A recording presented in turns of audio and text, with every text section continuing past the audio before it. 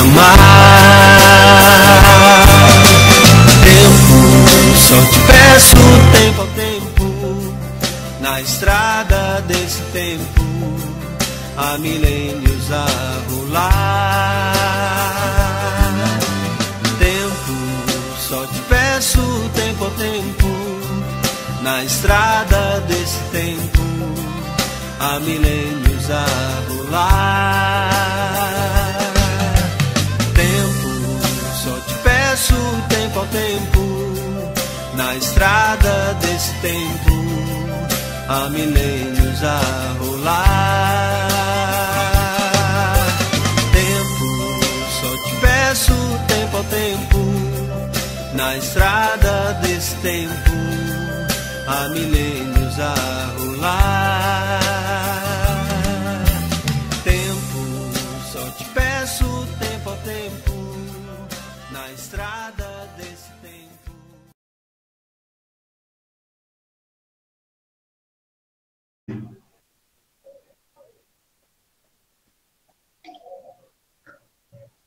Caríssimos irmãos, queridas e estimadas irmãs, queridos amigos internautas, que a paz do nosso Mestre Jesus, mais uma vez, possa estar conosco.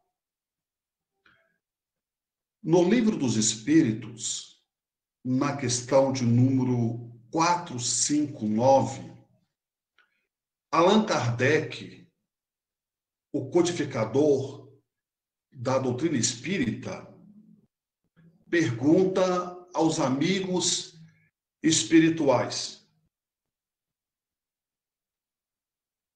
os espíritos influenciam em nossos pensamentos e em nossos atos? Vejamos a pergunta do codificador Kardec aos espíritos benfeitores imortais.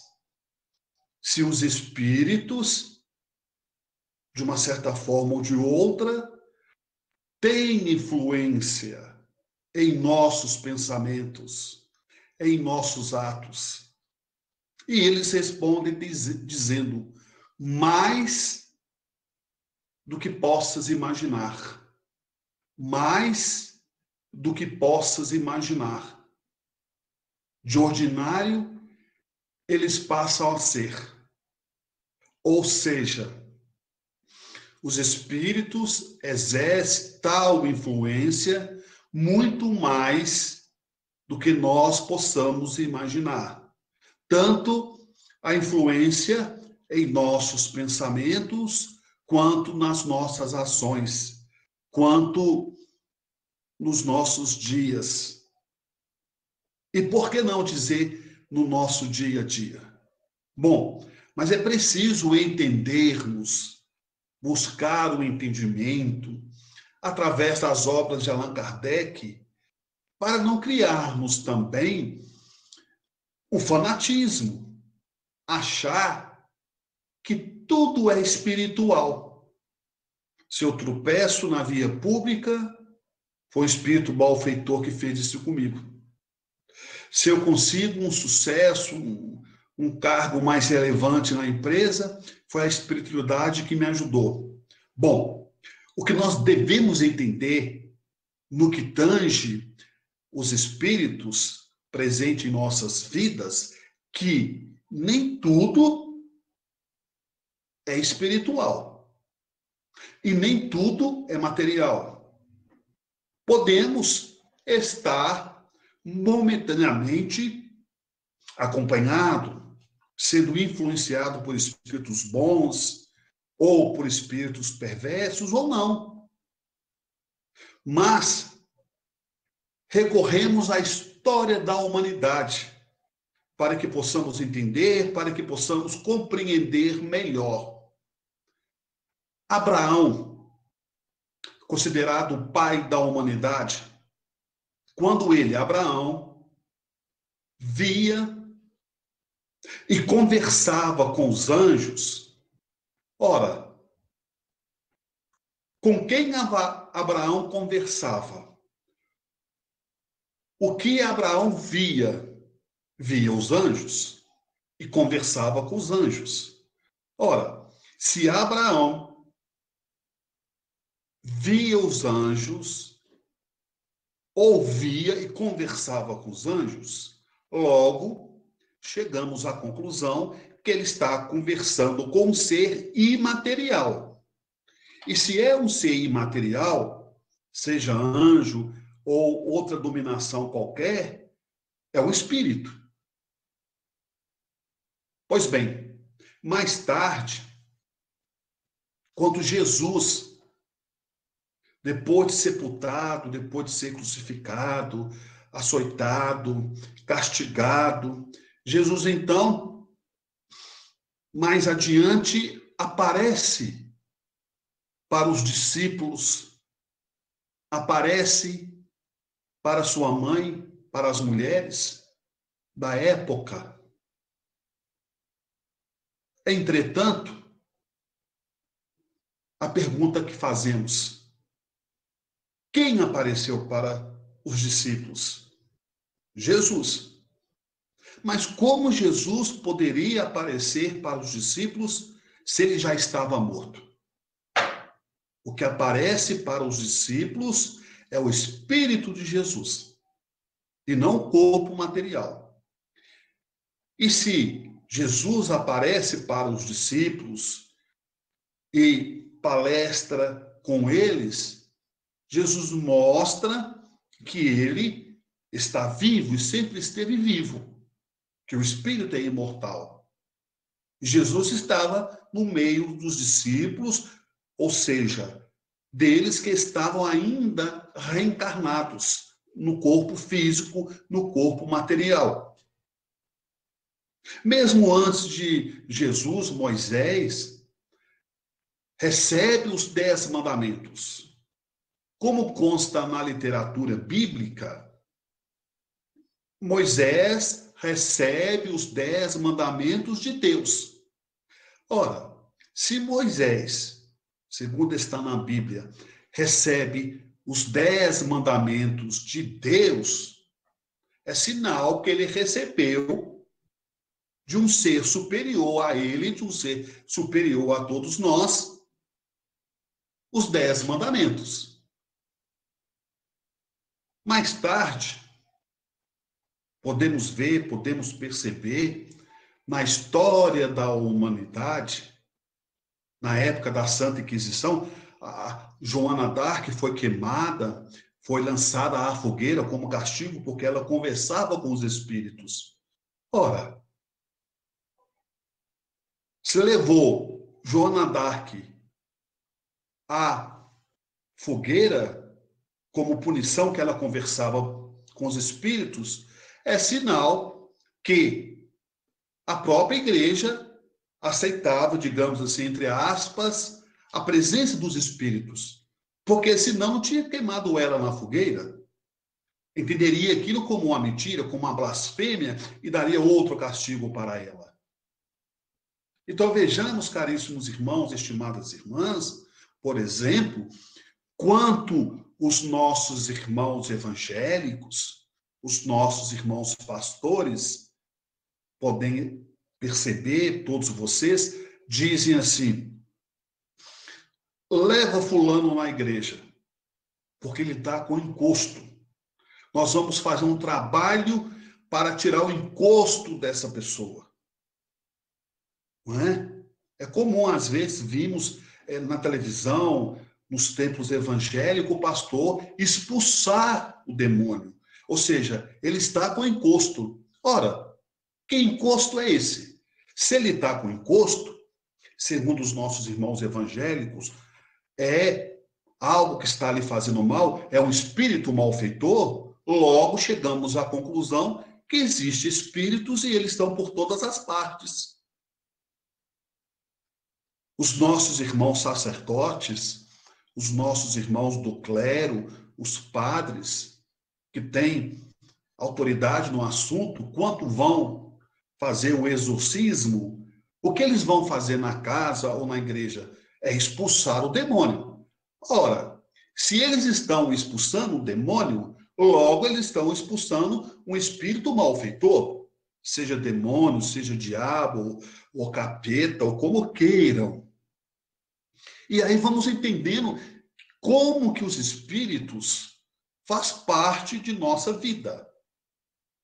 O espírito é nada menos e nada mais, popularmente dizendo, nós fora do corpo. O espírito somos nós fora do corpo. É o ser fora do corpo físico. Mas na questão de número 21ª, Allan Kardec pergunta aos nossos amigos benfeitores espirituais a seguinte questão: que é espírito? Que é espírito? Os amigos espirituais respondem: é um princípio inteligente. O espírito é um princípio inteligente. E todos nós somos um princípio inteligente. E com isso, então, quanto à proposta da pergunta 459, ao iniciarmos a nossa fala, há espíritos por toda parte, né, que podem influenciar as nossas atitudes, os nossos pensamentos, mais do que nós possamos imaginar. Para que os nossos irmãos internautas possam ter uma ideia mais explícita, digamos assim, da proposta do tema desta noite, eu nasci e fui criado aqui na minha terra natal, Sete Lagoas. Uma terra, uma cidade que hoje nós temos uma população aí de 250 mil habitantes.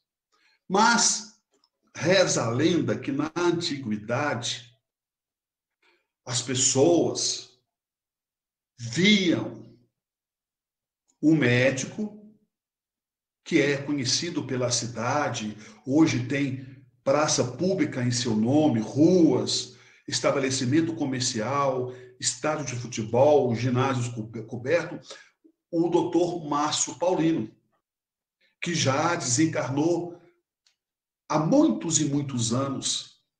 E quando ele era médico aqui na Terra, era um homem muito bom, era um homem caridoso.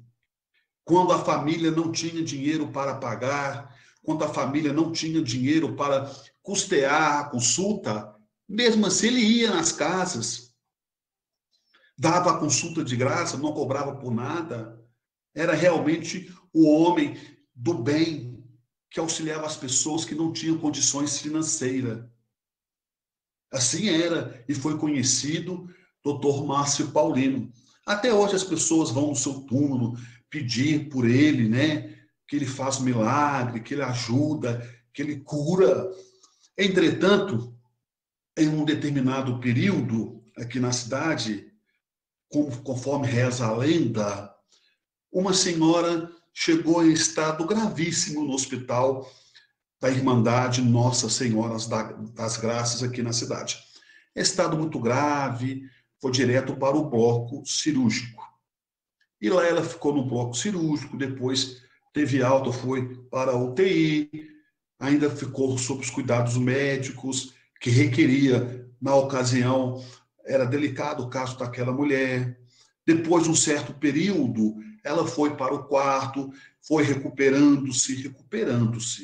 Em um determinado momento, ela já quase estabelecida da sua condição física, né, recuperando o seu estado clínico de saúde, ela estava passando pelo corredor do hospital com a enfermeira, que ela ia fazer alguns exames para continuar, né, sobre a vigília dos médicos, dos enfermeiros, sobre tratamento ainda.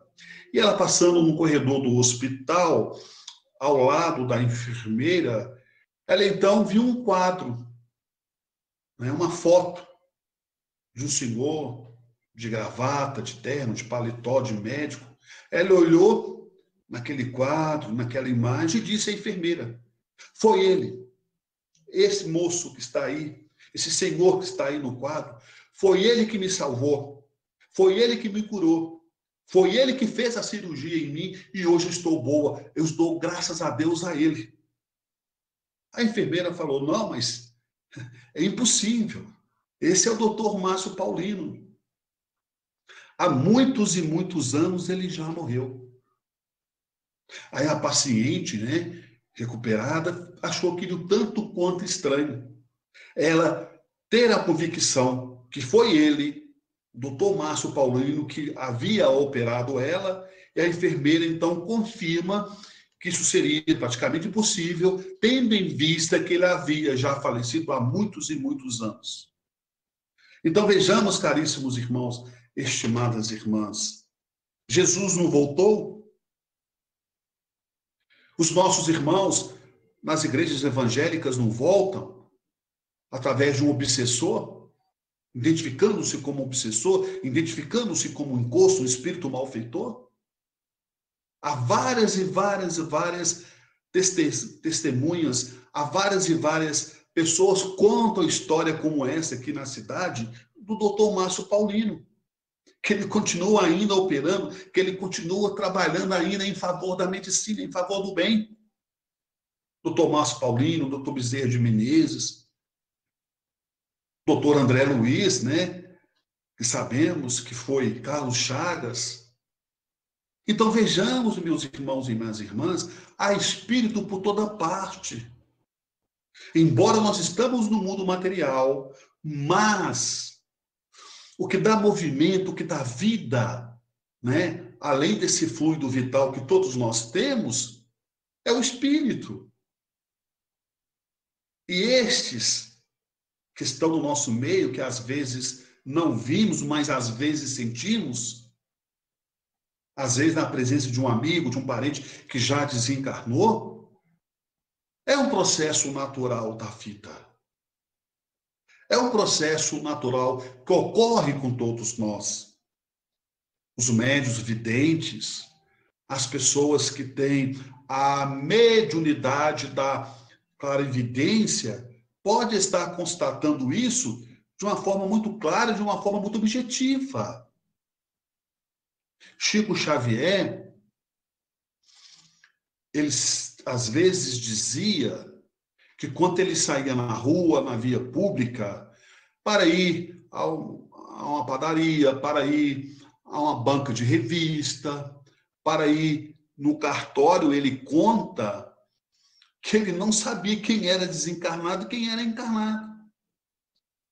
O grau de sensibilidade do médium Chico Xavier, o grau de sensibilidade do médium Chico Xavier era de tal ordem, era tão grande, que ele não sabia quem estava desencarnado ou encarnado. Às vezes, era comum ele perguntar: você está encarnado ou você está desencarnado?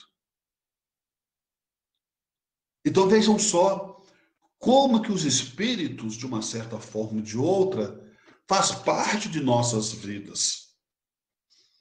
Chico Xavier escreveu mais de 400 livros, psicografou mais de 400 livros com a presença dos espíritos. Ele não psicografou 400 livros sozinho. Os espíritos estavam ali do seu lado, auxiliando, ajudando na psicografia. Então vejamos como os espíritos atuam.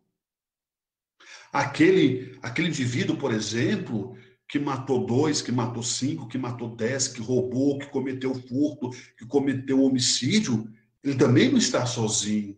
Ele está em companhia de espíritos malfeitores que estão influenciando no seu pensamento e nas suas ações. Como diz Chico Xavier, os melhores médios, dizia Chico Xavier, os melhores médios estão nos hospitais psiquiátricos.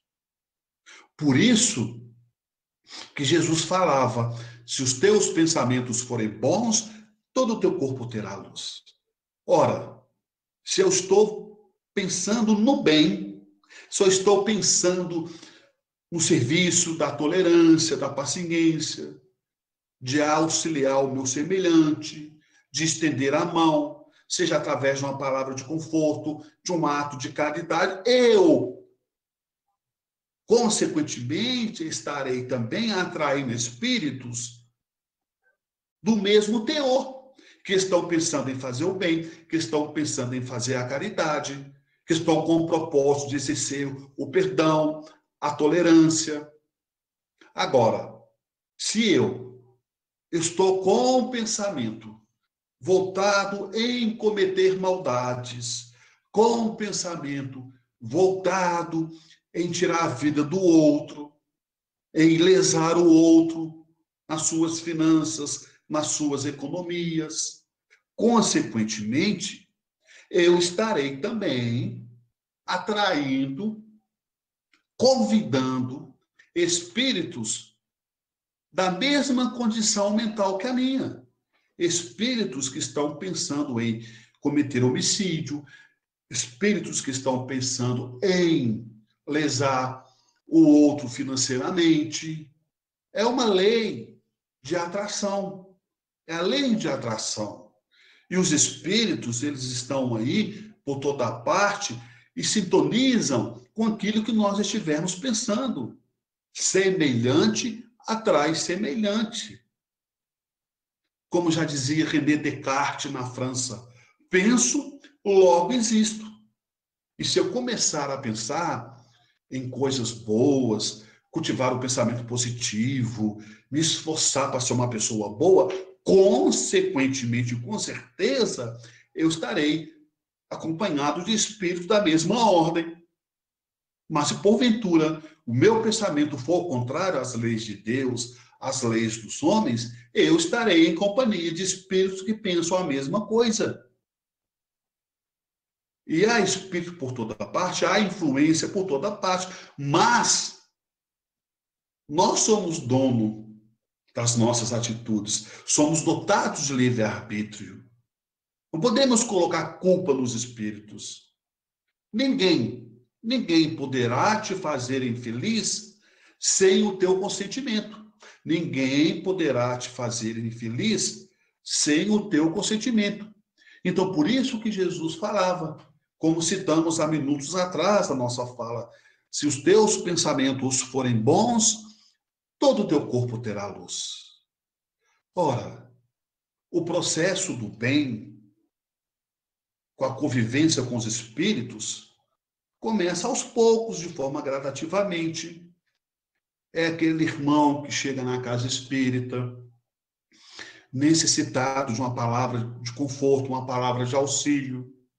Este, por vez, recebe o auxílio, às vezes até o auxílio material, recebe o auxílio espiritual, e depois ele, de auxiliado, ele passa a auxiliar, ele passa a ser um trabalhador na casa espírita, ajudando, auxiliando nas tarefas, seja nas reuniões de estudo, nas reuniões de desobsessão, seja na área da assistência social, ele começa a ser um voluntário naquela instituição filantrópica.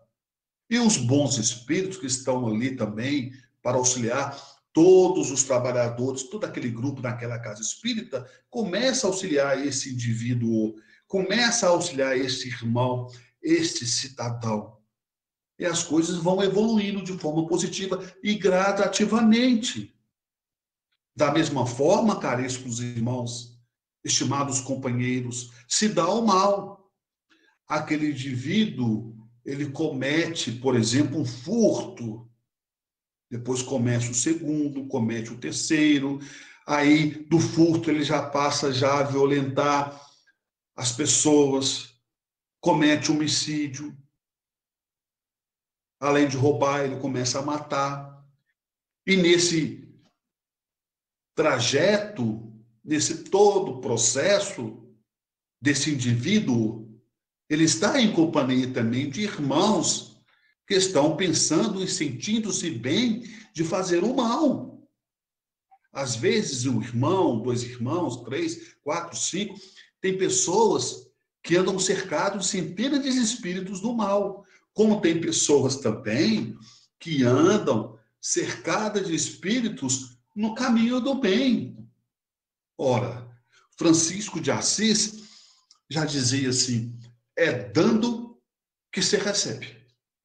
Mas a proposta na mensagem desta noite é a presença dos espíritos em nossas vidas. Eu recordo com muita precisão queridos irmãos, estimadas irmãs e companheiros, eu vim de uma família espírita. E, desde pequeno, os meus pais me ensinaram que a morte não existe, que a vida continua. Ele sempre comprou para nós, filhos do meu pai, os livrinhos infantis de Allan Kardec, as histórias infantis de Allan Kardec. Ele contava as histórias, narravam para nós, filhos, no culto, no lar. Então, veja bem, em um determinado período, na minha infância, eu contava na ocasião com 5, 6 anos de idade, aproximadamente. Recordo-me como fosse hoje. Eu estava dormindo e, de repente, eu acordei durante a madrugada. Acordei e vi meu pai em pé, ao lado da minha cama. E olhei para o meu pai. Eu percebi que ele estava com um casaco, com sobretudo, com luva de couros, com cachecol. Mas eu tinha 5, 6 anos e eu não tinha, assim, criança não tem muita consciência das coisas. Eu olhei aquilo, achei normal. Ele virou para mim e falou assim, o que você quer que eu trago para você de presente? Eu virei para ele e falei, eu quero que você traga para mim, disse a meu pai, um carrinho de corpo de bombeiro. Eu gostava muito, né, dessas viaturas de corpo de bombeiro. Eu gostaria que você trouxesse um carrinho para mim de corpo de bombeiro. E expliquei para ele mais ou menos como que eu queria o carrinho. Aí ele pegou, me deu um beijo e foi embora. E eu dormi. Mas eu acordei com aquilo na cabeça. Opa, o meu pai teve ontem no meu quarto e vai trazer para mim um carrinho do corpo de bombeiro. Mas eu achei estranho que ele foi no meu quarto, ele não estava de pijama, porque já era de madrugada. Ele estava vestido com roupa de inverno, com roupa de frio, né? Luvas de couro, sobretudo, casaco de couro, cachecol. Aí eu peguei e corri até o quarto da minha mãe e disse a ela, mãe, que dê meu carrinho do corpo de bombeiro que o meu pai falou que ia trazer para mim. E ela disse, que isso? Você está ficando doido, Delane? Seu pai não está aqui, não. Seu pai está viajando, está fora do país. Ele está na Argentina. E aí eu pensei, puxa, será que eu sonhei então? Meu pai veio, conversou comigo. Isso eu pensando, né, naquela época. Eu, com os olhos abertos, eu vi meu pai, conversei com ele de igual para igual. Acordado, eu não estava sonhando.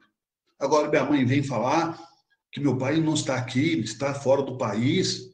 Eu pedi para ele o carrinho do corpo de bombeiro e pensei, já era o carrinho de corpo de bombeiro, né? Não vou ganhar, porque se minha mãe falou que ele não está aqui, então meu pedido ficou em vão. Passa-se, alguns dias se passaram, ele então chega de viagem. E sempre que ele chegava de viagem, ele trazia algo para nós filhos. Somos 6 filhos, né? Somos 6 irmãos. E com isso, então, ele então chegou perto de mim, agachou e me deu um presente. Eu abri. Era o carrinho do corpo de bombeiro. Exatamente. Igualzinho o que eu havia pedido. Ele me entregou. Como que ele iria saber que era o carrinho do corpo de bombeiro que eu tinha pedido? E detalhe, depois ele revelou as fotos da viagem, eu vi a roupa que ele estava usando na Argentina, era a mesma roupa que ele apareceu para mim de madrugada no meu quarto, perguntando o que eu queria ganhar. Olha só que interessante, não é? Como que se explica isso? Ele, embora em espírito, embora encarnado, fez o processo de desdobramento. Ele dormindo, seu espírito saiu do corpo e materializou na minha frente e conversou comigo. travou um diálogo comigo. Isso não é nenhuma mágica, nenhuma coisa extraordinária. Está nas obras de Allan Kardec, está nas obras de André Luiz. E a vida, meus irmãos e minhas irmãs, vai mostrando para nós que há vida por toda parte. E se há vida por toda parte, consequentemente, há espíritos por toda parte. No reino vegetal, no reino animal, no reino dos homens, no nosso reino. Então, não é uma grande novidade. Agora, é preciso buscar, estudar Kardec, compreender Kardec, para não entrarmos na zona do fanatismo. Achar que tudo é espiritual. Se uma porta bate, não, esse foi os espíritos que bateram a porta. Se queima a lâmpada, foi os espíritos que queimaram a lâmpada. Não, não é assim também. Não é por aí. Claro, lógico, que podem, com certeza, e acontece coisas assombrosas em determinadas casas, em determinadas residências, que foi o caso das irmãs Fox, nos Estados Unidos, que despertou a curiosidade do Allan Kardec, o codificador. Mas nós chamamos a atenção, nesta mensagem desta noite, justamente para buscarmos o entendimento, para não entrarmos na zona do fanatismo. Como diz Emmanuel, entre o cético e o fanático, é preferível ficar com o cético. Porque o fanatismo leva à loucura. E a loucura leva à obsessão. E à subjugação e à possessão. Tal é que Jim Jones, em 1977, o pastor Jim Jones, nos Estados Unidos, levou 1.500 pessoas ao suicídio. E depois ele acaba cometendo suicídio também. E o detalhe maior é que ele não enganou nenhum dos seus fiéis. Ele não disse nenhuma palavra que pudesse causar algum desconforto, alguma mentira nos seus fiéis. Ele deixou bem claro: todos nós iremos tomar o suco, e o suco contém veneno, e todos nós vamos morrer. E nós vamos para o céu. Olhem só o que faz o fanatismo, como que o ser, como que a pessoa fica cega quando fica fanática. Tudo em excesso prejudica. Como diz Emmanuel, tudo em excesso é obsessão. E Jim Jones fez isso. Obsediado, conseguiu obsediar os seus fiéis, porque a obsessão não se dá só do plano espiritual para o plano material, mas se dá também de encarnado para encarnado, de encarnado para desencarnado, e assim sucessivamente. Então ele cometeu esse ato tenebroso em que todos cometeram suicídio de forma espontânea. Ele lançou a ideia e todos acataram. Ninguém foi obrigado a suicidar. O que levou as pessoas ao suicídio foi o fanatismo, de acreditar que ele era um Deus e que todos, depois que tomassem o veneno, iriam para o céu junto com ele. Olhem só, por isso que é preciso analisarmos, buscarmos a compreensão, seja em qualquer religião, passarmos no crivo da razão. Allan Kardec, no começo da codificação, ele duvidava dos espíritos. Ele queria ter certeza que realmente ele estava falando com os espíritos e que, por vezes, tratava-se de espíritos que queriam auxiliá-lo, que queriam ajudá-lo. É comum que isso aconteça no médio de psicografia, no médio missionário. Ora, Jesus foi assediado no deserto os espíritos malfeitores, né, estavam assediando Jesus de toda forma. E ele resistiu bravamente, porque o bem incomoda.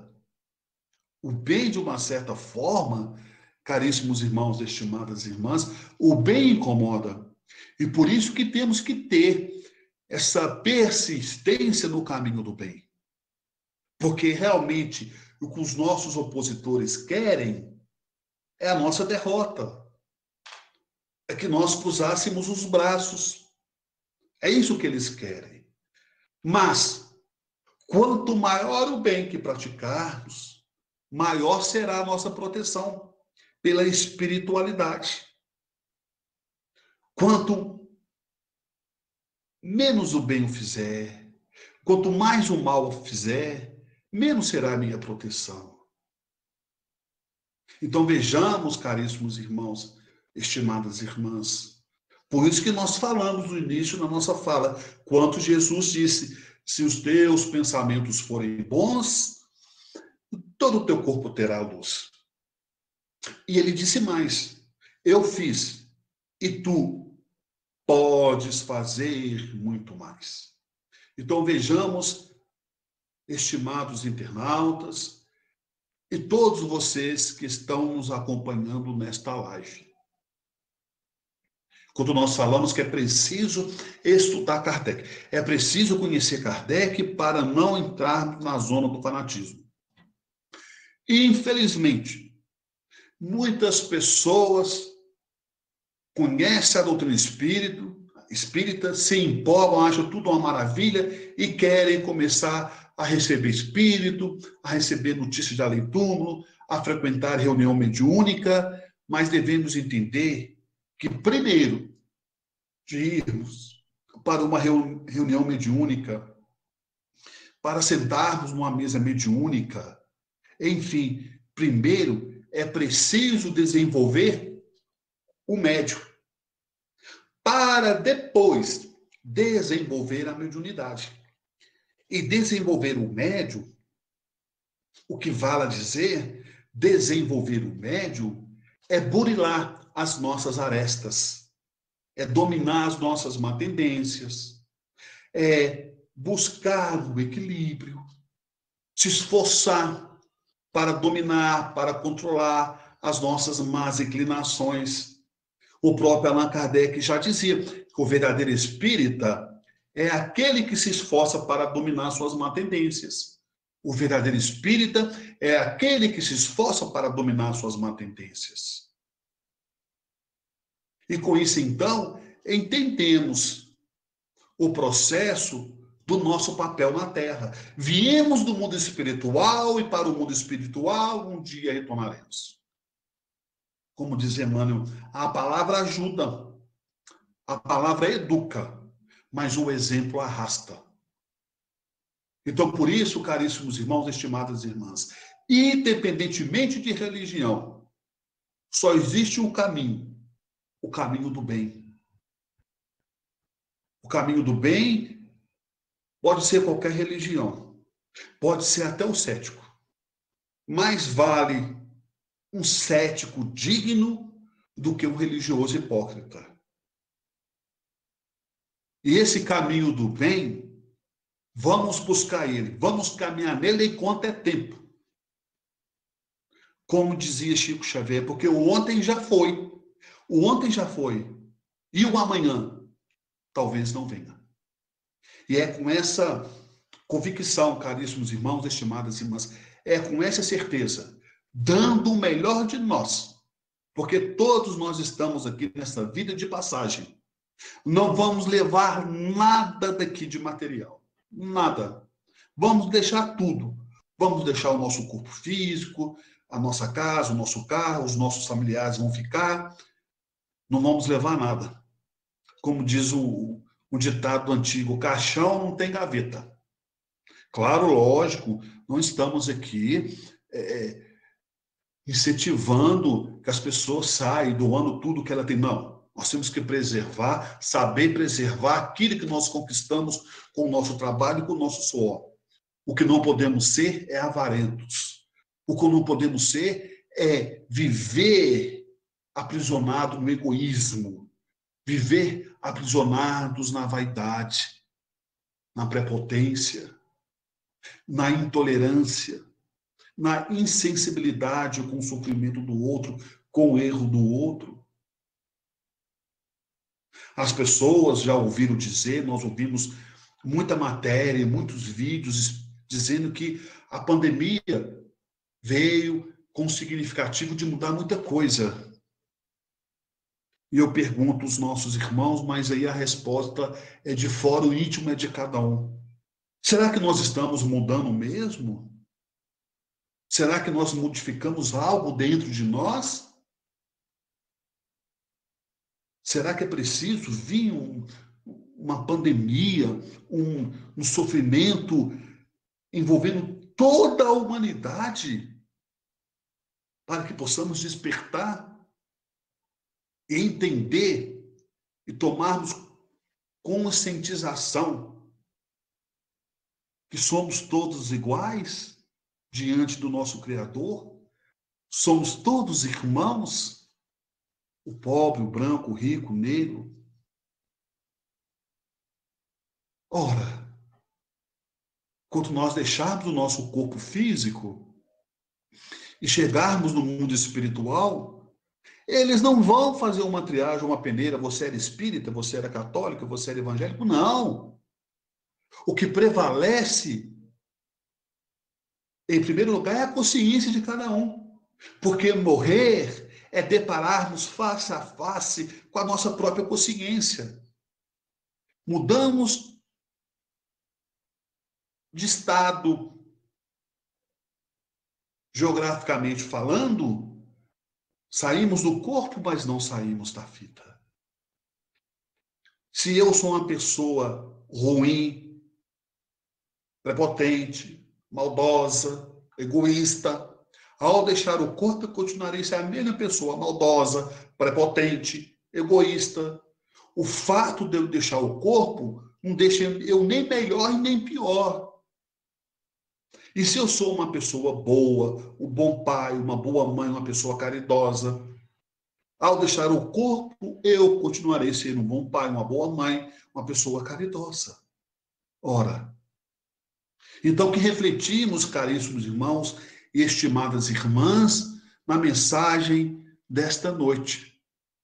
E lembremos-nos que quando o céu estiver em cinza, a derramar-se chuva, lembremos-nos da colheita farta que chegará dos campos e da beleza das flores que surgirão nos jardins. Porque sofrer é muito diferente do que fazer sofrer. E a carga é sempre dolorosa para quem a contrai. Ante qualquer dificuldade no caminho, não desanimem, persistem mais um tanto, mesmo varando a sombra dos próprios erros. Ante os pesares da vida, observa a alma querida, a dor que ilumina a vida.